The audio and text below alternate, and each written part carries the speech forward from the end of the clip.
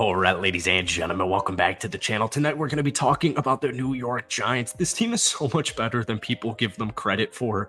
And I just found out that their win-loss projection is at 7.5. And I find that very funny for two reasons. Number one, if you ask like an NFL fan, a non-Giants fan about the Giants for this upcoming season, they'll tell you their schedule is way too hard. And I just find it funny how so many people put so much stock into schedules as if players don't get better, players get worse, players get injured. There's so many storylines on a day-to-day, let alone a week-to-week or month-to-month basis to put that much stock or any stock in general into strength of schedule. Number two, if you ask a non-Giants fan about the Giants of last season, they will tell you, I have no idea how they won 9 games, made it into the playoffs, and beat the Minnesota Vikings.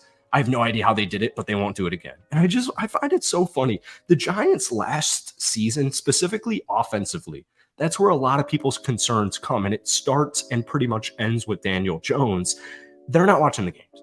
They're not watching the games. There's a reason that the vibe, the energy with Giants fans right now, players, coaches, the whole kit and caboodle is so high right now. This Giants team last year was such a refreshing breath of energy. I said that wrong, but you get what I'm saying. They were creative. They were versatile. There were new elements. It was Brian Daboll and Daniel Jones, a perfect pairing. And so what did the Giants do this past offseason? Well, they got better. They got deeper. They got more versatile offensively and defensively, but we want to talk about the offense. There's clear talent on this team. There's clear zip. There's clear pop. There's clear speed, specifically newcomer through the draft, 3rd round pick out of Tennessee. No idea how he fell to the 3rd round in Jalin Hyatt. But there's something that this team has. They've got 2 tight ends that are extremely underrated in this league, Daniel Bellinger and new addition Darren Waller. But before we talk about those 2 cats, if you guys enjoy this video and you want daily NFL content, be sure to hit that like button, hit that sub button. You've come to the right place. We post a couple of Giants videos every single week. Giants fans, I love you guys so much. If you could try and get this video to 500 likes, that would mean the absolute world to me.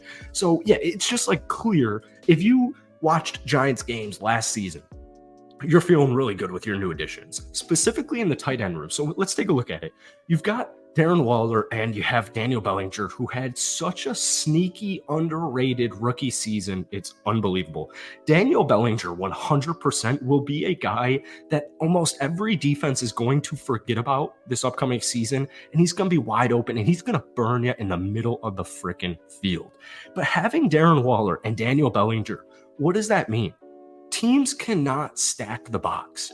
This is no longer, and it was changing last season with Daniel Jones and this creative and versatile offense.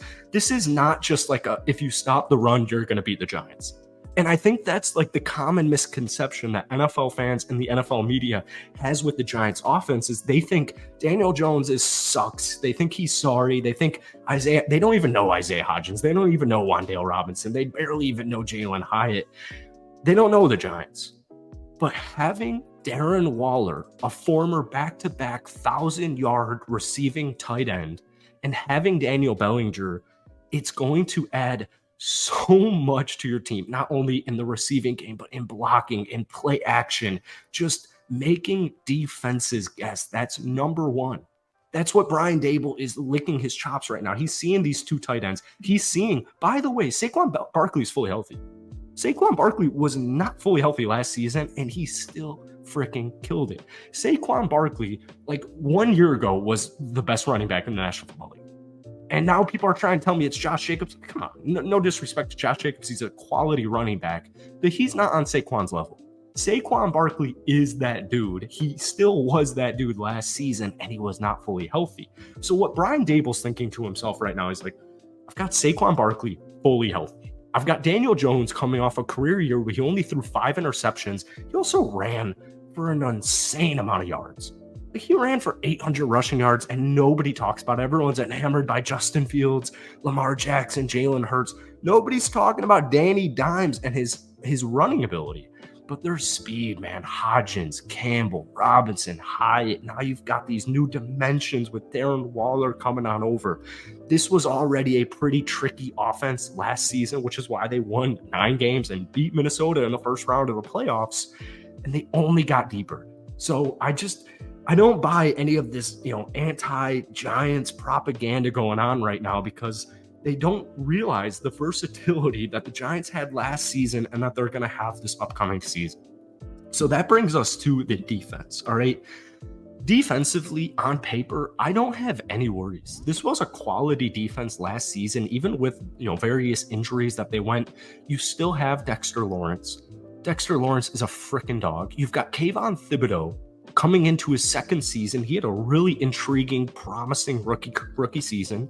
Now you bring in Bobby Okereke, coming on over from the Indianapolis Colts. One issue for the Giants last season was rush defense.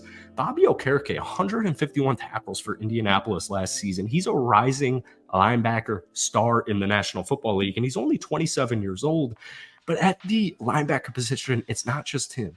Giants fans are enamored by Azeez Ojulari for great reasons. Now, last year, in his second season in the league, it was injury riddled.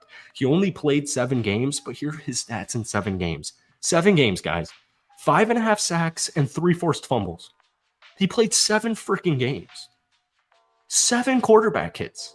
I mean, this is a literal star that nobody knows about except for Giants fans. In his rookie season, the dude killed 2 pass deflections, a forced fumble, 8 total sacks, 49 tackles, 13 quarterback hits. Guys, this is a linebacker entering year 3 fully healthy.